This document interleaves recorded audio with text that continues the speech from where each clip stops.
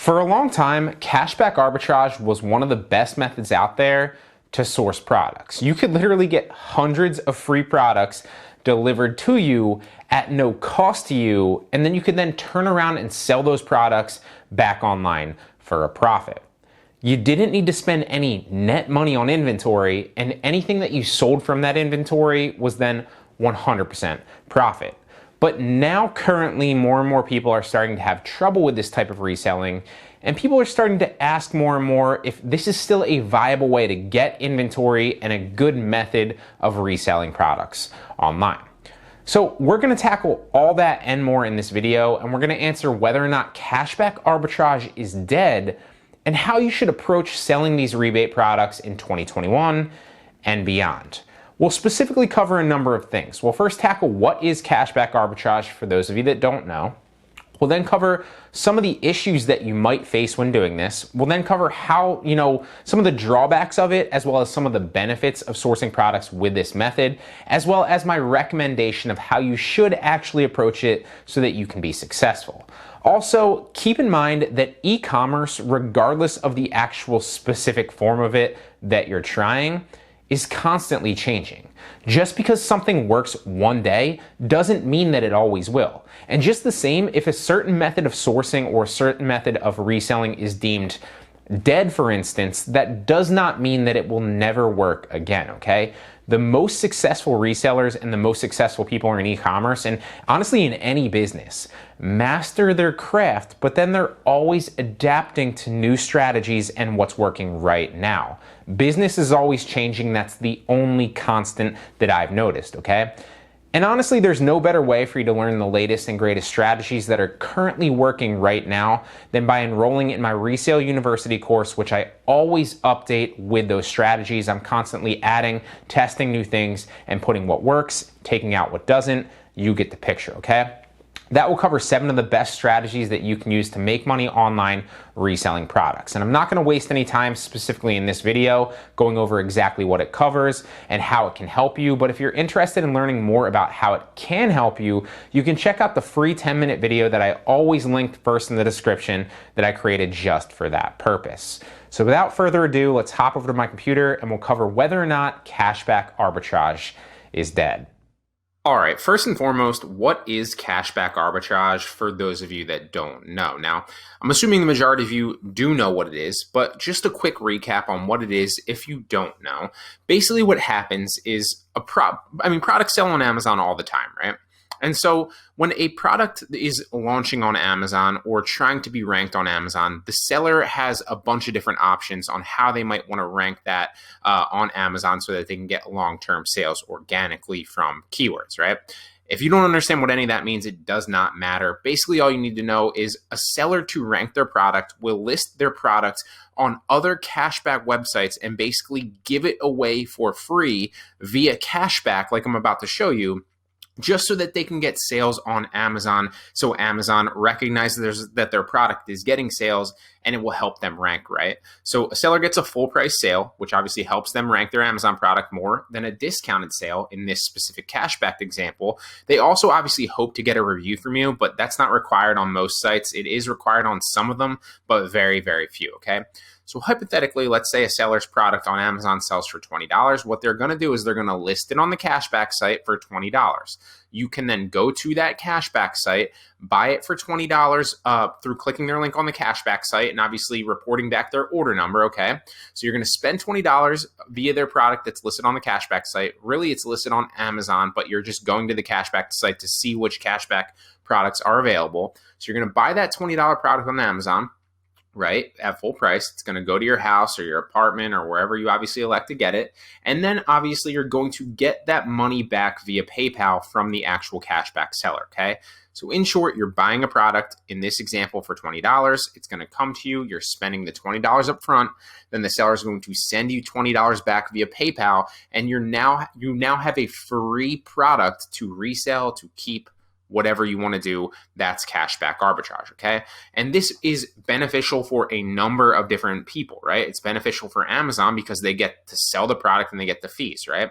And then it's beneficial for the seller on Amazon because they get to rank their product and they get a full priced sale. And it's obviously beneficial for you because you get a free product to either keep or resell. Now, I obviously teach cashback arbitrage, which is the method of getting these products to sell. You do not want to sell these on Amazon, okay? So don't resell them on Amazon, but you can also sell them on other marketplaces at 100% profit, like eBay or Poshmark or Mercari or Facebook Marketplace or OfferUp or any other marketplace that makes sense for you, okay?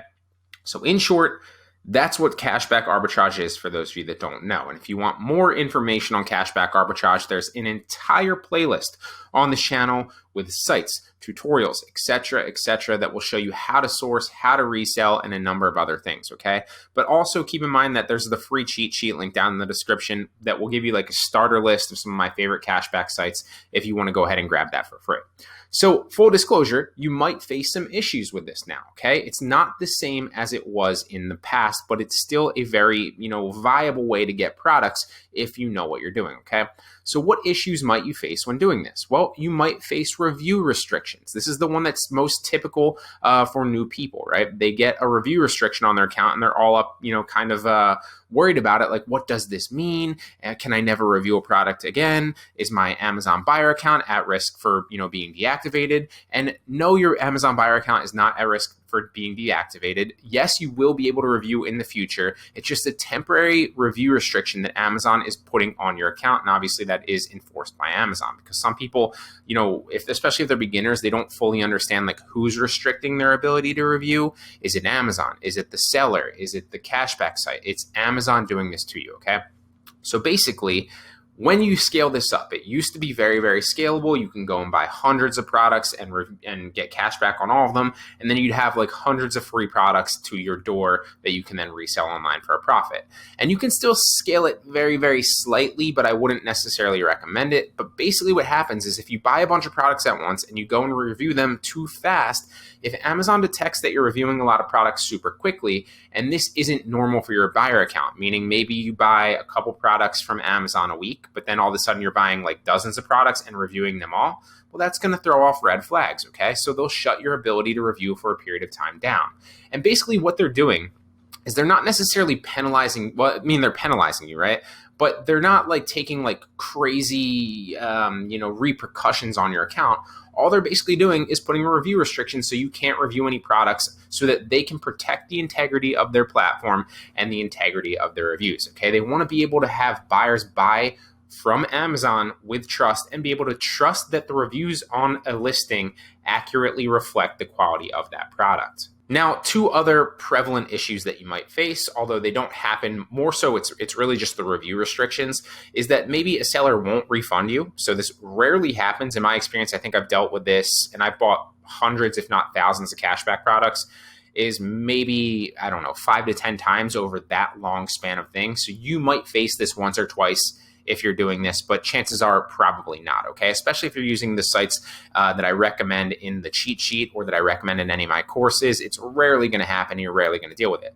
But if it does happen, then all you have to do is simply return the product for a full refund as inaccurate website description and you will get your money back, okay? You can always return an Amazon product online if you categorize it as inaccurate website description within 30 days, okay? Which is another reason why I recommend tracking everything. So A, you make sure that you get all your refunds on products, right? So you put in what you're spending, you put in what your refund is, whether you got the refund, whether it came to you, all of that stuff. I cover this so much, like in depth in other tutorials, so I'm not gonna get into it too much here. But track everything. And also that will let you know that like when you ordered it and when 30 days is up, so you can return it if God forbid it's like 25 or like 28 days since you've ordered and you still haven't, gotten the refund from the seller, then simply return it and you're not out any money, right?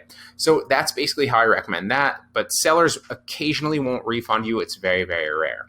Now, also sellers that drag your feet with refunding you. So this happens on some of the websites when you're dealing with foreign sellers from time to time. So typically people panic in the beginning because I say like typically, for example, let's use Extreme Rebate, which is a cashback website, right? I recommend, or I usually say like, okay, sellers will generally and typically refund you there within a couple days to a week. But every once in a while, you will get the occasional seller that drags their feet and refunds you in like 2 weeks, okay? So first and foremost, if this is on Facebook and not on a website, then again, you can subtly imply by messaging that seller that you'll either return the product, review them bad, give them bad feedback, report it as like, damaged or defective or anything like that. Now, you're not actually, I want to hit this home, you're not actually going to do that, okay? Don't do that. It's bad karma. But you have all the power as the buyer on Amazon, okay? So you're not threatening them, obviously, but you are subtly, I guess, but you're subtly implying that like, hey, you're the buyer. You know that you have all the power and you can do any one of these things to them. You don't want to, but if they force you to by not giving you the cash back that they agreed to, then you will. Now, again, I want to hit home that you're not actually going to do that, but sometimes by simply subtly implying that, it will really prompt them to obviously take action and refund you, okay? And I want to hit home that these two aren't very typical. Even on Facebook, where like a lot of people kind of get, I guess face this more often than some of the websites, you still have all the buyer, okay? Now or all the power, not the buyer. You have all the power as the buyer, okay? So this usually obviously works, but if not, again, you can always just cancel the product within 30 days, which is why I recommend tracking everything for a full refund as inaccurate website description, okay? And if this is on a website specifically, then just simply reach out to the website and let them know. You can reach out to the support, say X seller via this order number on Amazon has not refunded me. This is the seller's name. This is the order ID number. This is, et cetera, et cetera. This is what I should be refunded. And typically they're usually very good at prompting the sellers to refund you. I think I've dealt with like off the top of my head, I really don't remember, maybe once or twice where like there's been a discrepancy where like the site says, oh, the seller said that they refunded you. And then like I'm showing that they didn't refund me in any of my spreadsheets. I think I've dealt with that once or twice over the span of like hundreds or thousands of products. But like, if that happens again, just return the product for a full refund, right? You have all the power, okay? Now, if you still have trouble after that, again, just return the product, okay?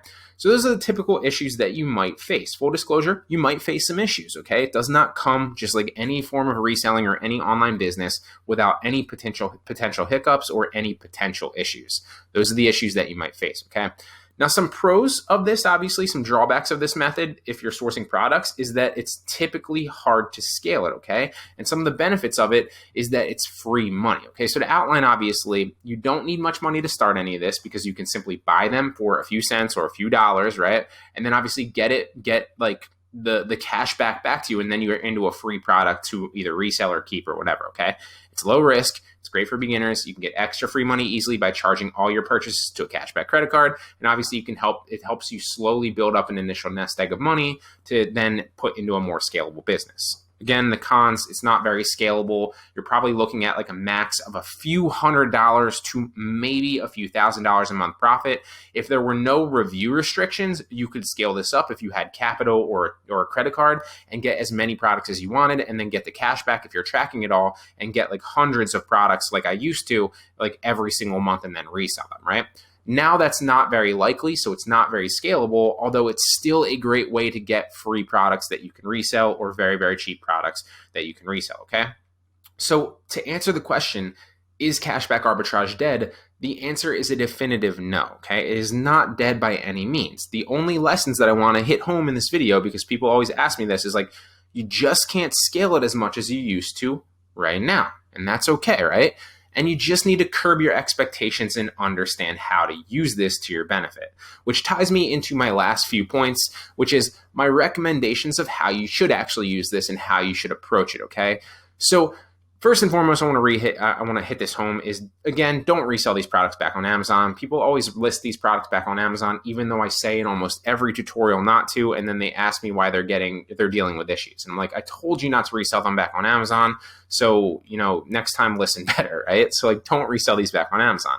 Now, if you're reselling them back on other marketplaces, then that's totally fine. And then you should just simply use it as another way to source inventory, right? Don't focus your don't say like, I'm scaling up a cashback arbitrage business, because then you're going to run into review restrictions and other issues that you're going to typically see when you try to start scaling this, okay?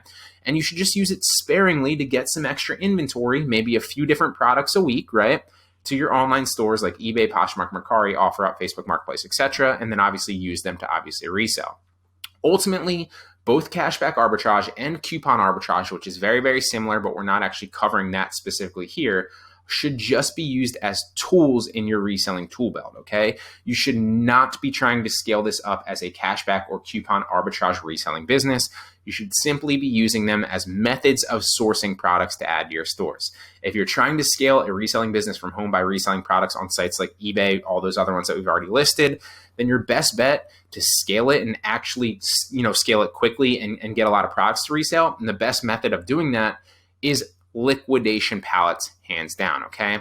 And there's, again, if you want to cover coupon arbitrage, if you want to cover cashback, you should just use them as tools. You should not be scaling them. They're just ways that you can source products to obviously add to your store to get cheap and free products to your store that you can obviously profit from, okay? And there's playlists on coupon, there's playlists on cashback, but if you want to scale it with liquidation, there's also a full liquidation playlist on this channel, aside from cashback, aside from in addition to cashback, in addition to coupon, that will cover sourcing, strategies for selling, and all of that good stuff. Those playlists are 100% free. Just go watch the tutorials, and they will help you understand how to better implement this, okay? And there's also, again, that free cheat sheet linked in the description that will give you some, of my favorite liquidation websites that you can source from if you want to go that route, as well as cashback, as well as coupon, as well as wholesale, as well as like all that stuff. The free cheat sheet will give you, a number of different websites for all those different business models and how to actually use them, okay? Now, keep in mind, too, that if you do decide to scale it up with liquidation and that's your main goal, because I do think that that's the best way to scale a reselling business. Like, some people go to thrift stores and source, and that's totally fine. If you want to go like that route and go in person, like if you like that, more power to you. I personally like to source from my computer and from home in the comfort of my own home. So that's why I prefer sourcing online with liquidation, because you can kind of see what's coming in the pallets, see what the brands are, see what you're paying per product, and then source it directly to your door. It's a very, very quick and efficient way to source and scale a reselling business from home. Keep in mind that if you want to go that route, you're going to need a reseller's permit to buy liquidation from those liquidation companies, okay? So I'm going to drop a card up in the right-hand corner to a video that I did on this. If you click the link up in the right-hand corner right now, and you want to learn how to get a reseller's permit, that will show you how to get a reseller's permit for free in 5 simple steps. So I hope you guys like that video that basically answers the question of, is cashback arbitrage dead in 2021, in 2022, in whatever year, input the year? The moral of the story here is that everything is always adapting, everything is always changing, so stay ahead of the curve and you will be fine. Right now, it's not the easiest way to scale a reselling business. You use it as a tool, but it is still a very, very viable tool that you can use in your reselling business to get free and cheap products to resell for a great profit margin. So if you appreciate the value in today's video, give it a thumbs up. I genuinely appreciate it, and I'll see you in the next one.